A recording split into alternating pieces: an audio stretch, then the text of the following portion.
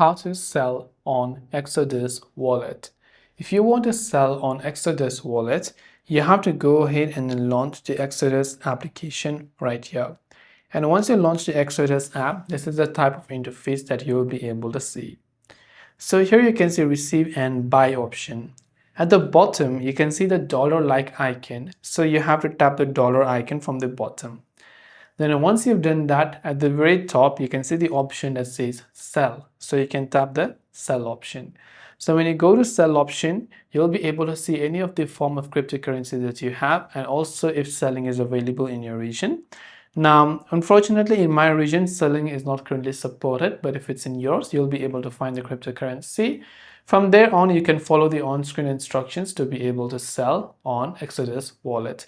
So I hope this video helped you out. If you have got any further questions, feel free to leave them down below. Thank you for watching and see you soon in the next video.